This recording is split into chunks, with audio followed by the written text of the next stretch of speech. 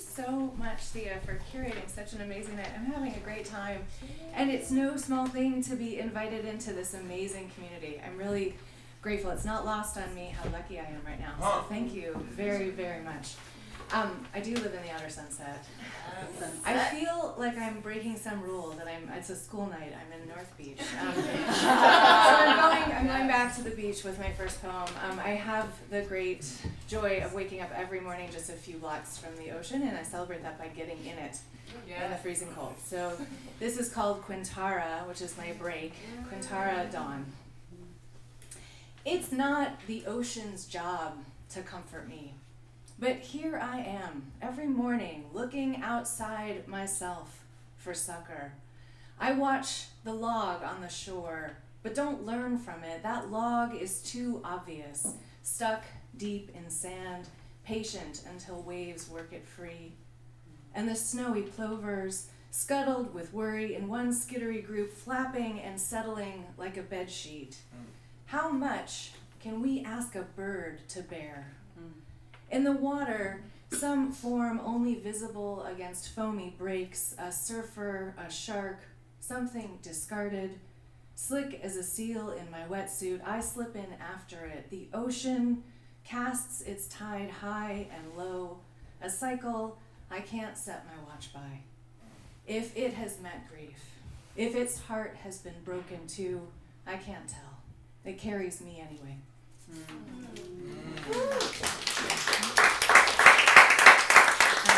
I have a really good teaching morning, I'm off. Every once in a while I get a prep period in the morning, and so I get to take a slow bike ride through Golden Gate Park, and I pass the De Young, and if it's open, I don't know if you know the secret little garden in the back of the De Young with the James Turrell Sky Space, that little tiny snug room. I don't know if the seats are actually heated or if I'm still freezing from the ocean, but it feels heated, and I go there a lot and sit and think. So this is called After Surfing, I Sit in a James Turrell. 3 gems, a skyscape where the snug round room narrows up to aperture. I watch light change blue, darker then paler, and clouds wander across, dilute. Everything is focused on that single shaft as it moves across the room, light through interstice. Not like this morning when I was lost for a moment in vast, that ocean tilting me as it fissured and cracked beneath endless sky, waves cleaving, dropping me into their jaded chambers, hiding my surf crew from view. Which serves me best, I wonder, the ceiling's cleft or the colossus, the bench I haunt beneath the vent, an inverted oracle, orifice that reveals just a slice, or immersion in a whole cold universe, unfamiliar terror, consort of newly emaciated whale. We are all so close to what will kill us. Do I open or do I close the passage?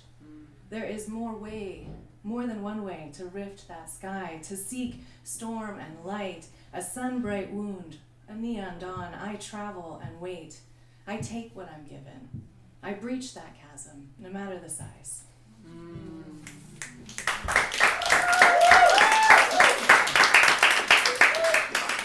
I haven't always been lucky enough to live in San Francisco. I grew up in Chicago, and I've been thinking a lot about homes lately and how hard they are to keep. And this is my childhood address. I was trying to write a bunch of poems based on addresses. I've only managed 2. I'm going to read them both. I'm like Sufjan Stevens, who was going to make an album about every state. And he's managed 2, and so have I. So we're in the same boat. This is called 1729 Maple Avenue. Gone, the marriage, the father gone, the plum tree out front, its wild confetti, steady shade and sticky fruit blotching the sidewalk, gone. The fence we beset to paint once a year, white droplets sprinkling the hostas, black numbers trailing down the upright pole. The birch tree and its paper scrolls, the slap of the side door on an ancient hinge, the hook and eye lock, gone. The limestone gravel drive, my sisters and my sock-tender feet callousing each summer as we dared one another to race across. Gone, the garage, its detritus and stash in the rafters. Gone, the radiant heat hot spots on the floor, the pull-down stairs, the attic, its boxes, old clothes in steam-weak cardboard, and crumpled bags gone, the window unit AC that kept one bedroom frigid while the rest of the house sweltered and swooned, and the furniture we lugged from room to room, always remaking. Gone the many couches and the weights they held, the transom windows, their cranks, the big bay that once collapsed beneath a roof of half-melted snow. Gone the dishwasher rolled out from the pantry to hook to the sink, skinnying around it on tiptoes to reach the stove. Gone the white phone anchored to the kitchen wall, the aunts we called on it. Gone the extra long cord we would stretch to reach our bedrooms, rubbery spirals pulled tight. Gone the record player and the VCR, the CDs, the DVDs, the cable box, long gone. The roseberry bush, out back, my t-shirt turned up, bottom heavy, fruit for breakfast, jonquils and crocus that would shoulder through snow-lashed dirt come spring, so gone. The creek, north branch of the Chicago River that would swell some summers, tip over its banks. Gone the plans to ford it or to build a bridge. Gone my single mother, her blue eyeshadow, silk blouses, sour smell of nylons, hot and pointy shoes. Gone her gentle nature, her rages too. Gone the grandmother, her visits, her handbags, her magic. Gone unsolicited advice, the joy, the strife, the nesting dolls we were. Gone the death that wedged us open. Gone the green in the windows, the wild and ordered harmony, and what we knew about the world then. Gone the shelter women give one another. Rough love flooding the house and yard.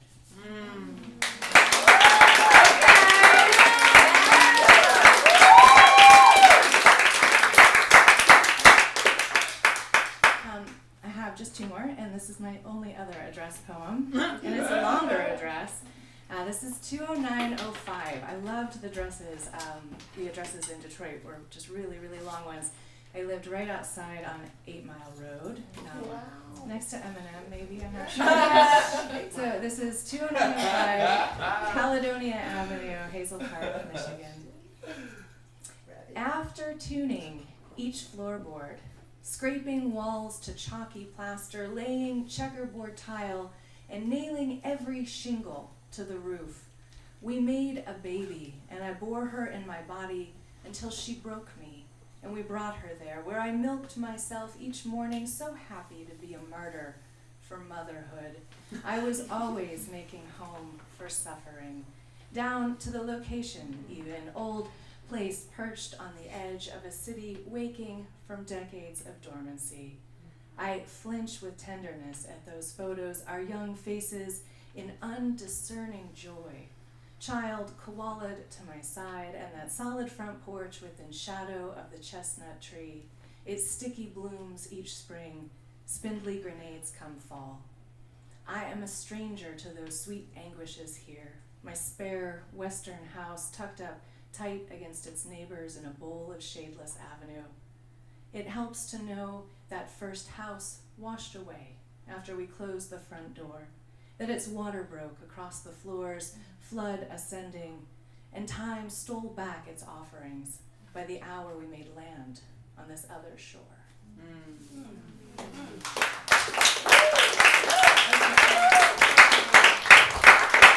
So I don't know if you all heard that the Kincaid fire is now fully contained. And this is also the anniversary of the campfire. Yeah. I'm never not thinking about fire.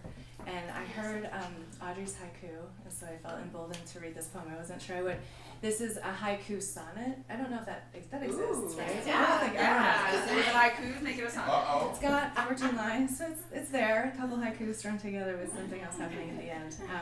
But it's a haiku sonnet for the San Francisco climate, which is hard to explain to people sometimes. All we talk about is weather. How the foghorn signifies summer. And was there enough rain or snow last winter to plump the lake and creeks? And isn't it hot inland, a heat wave across the nation's middle? Now we have a new season, fire with ashfall and dark yellow skies. What terrible blossoms will we harvest next spring? Thank you so much.